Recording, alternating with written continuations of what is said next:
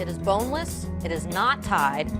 This is about 3.5 pounds, and you'll want like a 3.5 to 4.5 pound for this particular recipe. So you see this marbling, you see all of these little bits of delicious fatty flavor throughout the entire meat, which when it is cooked in a moist environment for a long period of time will dissolve and create really tender, fall off the bone, melt in your mouth pot roast. We don't need to cut this, we just need to leave it as its whole beautiful self, but we'll pat it dry and season it. We want to let it sit for about 30 minutes so that it comes up to room temperature.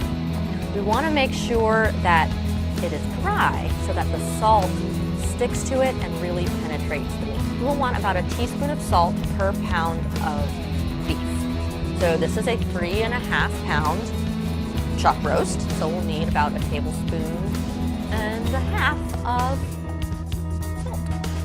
You want a nice, even coating. You use way more than you think. Now, pepper too. Pepper's just kind of however much you want. This guy has sat for about 30 minutes as directed. You can see some business is happening with the salt. It's kind of soaking into the meat. You can see it's already starting to disappear. Paper towels removed. Let's dredge this guy in flour. It's going to be in the oven for about 2 hours before we add our vegetables. So this flour is going to cook and dissolve and really thicken up our gravy. This is enameled cast iron. It is a beautiful Dutch oven. This baby is going to both sear your meat and cook it. So it's a one-pot deal, but also it's going to allow for liquid evaporation and really get that gravy in a beautiful, luscious spot. I think we're getting pretty warm here. Let's add a little bit of oil. Let's get our meat in. We've been searing this undisturbed for about 5 minutes.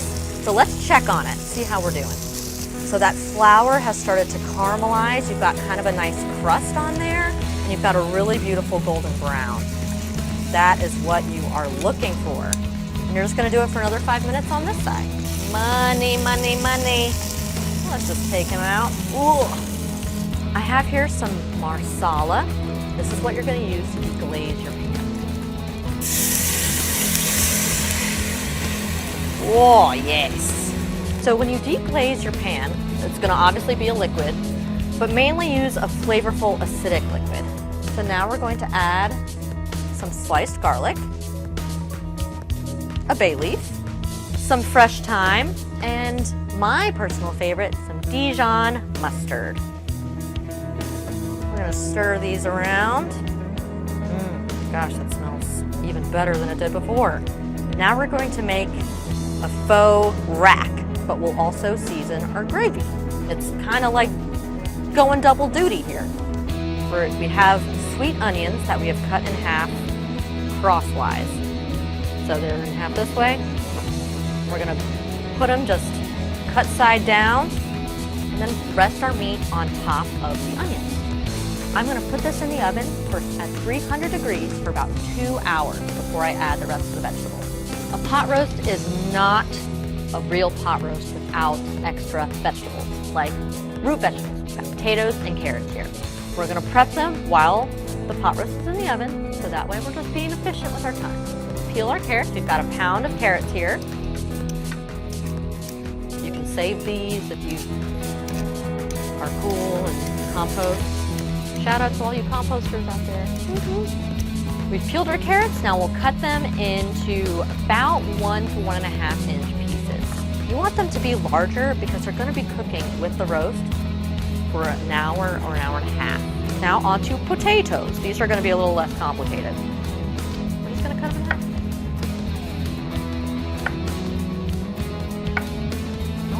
Put them in our bowl and wait for our roast to come out of the oven. Let's check on it. Ooh! Time to add our vegetables that we just prepped.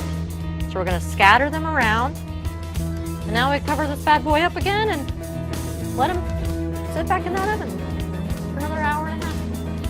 Check on it. Oh, look at her. It looks like my gravy is a little on the thinner side. Did I really screw up? The answer? No, everything's savable.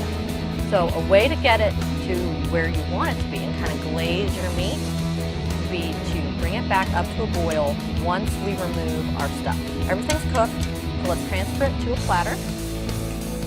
Your meat might come out in pieces, and that's totally cool too, because you're gonna serve it in pieces. So you can see my gravy is just a little on the thin side.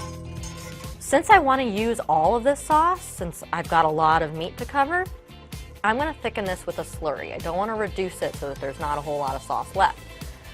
Slurry, as I've talked about in other episodes of this show, you should go back and watch, but it is a mixture of starch and liquid. I'm going to use just a little bit of water here and a little bit of cornstarch. You can use flour and you can use broth or cream or whatever it is you want to use. I'm just going to use a little bit of water. So I have a little bit of water, a little bit of cornstarch. Mix those together. You want to use about a 1-to-1 ratio. You want your mixture or your sauce to be boiling when you add your slurry. Season this however you'd want to, maybe a little bit more salt, maybe a little bit more pepper. You can style up your dish however you want. Put some more thyme in there. Gonna look all pretty. Now we just put our sauce on top. Once you've mastered the classic, you'll impress your friends and family with anything you make in the kitchen. Comment below on how you like to cook your pot roast. Thanks for watching.